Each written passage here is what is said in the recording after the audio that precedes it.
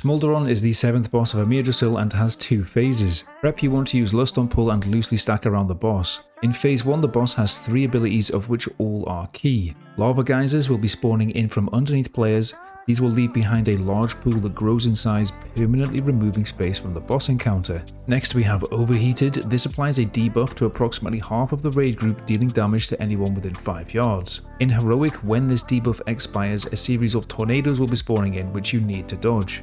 Spreading out with this debuff will make it significantly easier to dodge these tornadoes, so I suggest doing so. Now for our final key mechanic, Brand of Damnation. This ability is a tank buster that needs to be soaked. Anyone who stands in this tank soak will receive a massive healing absorb and a debuff which increases the damage from the next brand by 500%. The tank target will also receive the Searing Aftermath debuff which deals fall off damage to the entire raid. Tanks need to run away with this to reduce the incoming damage.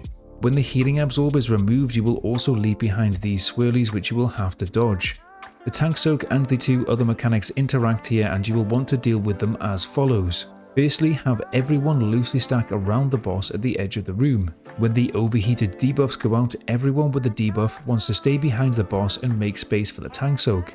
Anyone who doesn't have the debuff wants to immediately run onto the tanks. After the tank soak has happened, you need the entire raid to loosely stack up back behind the boss to bait the geysers. This last point is super important as you have limited space for this encounter and you absolutely do not want to be spawning geysers ahead of the boss. There will always be 2 soaks per phase, and on the second tank soak, you simply want to do the opposite of whatever you've just done.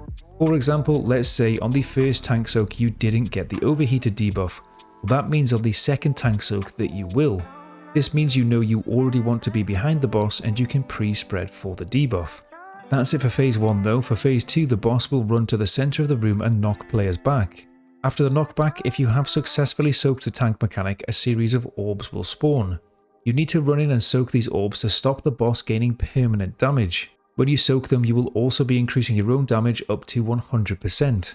In the intermission, the boss will also be casting Whirled in Flames, which causes rings around the boss room to light on fire. You need to dodge this as it's lethal.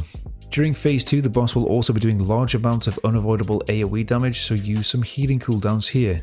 After each intermission, the boss will be gaining 10% damage, and after 4 intermissions, the boss will enrage, wiping the raid. That's it for this boss though. Rinse and repeat phase 1 and kill the boss before you run out of space.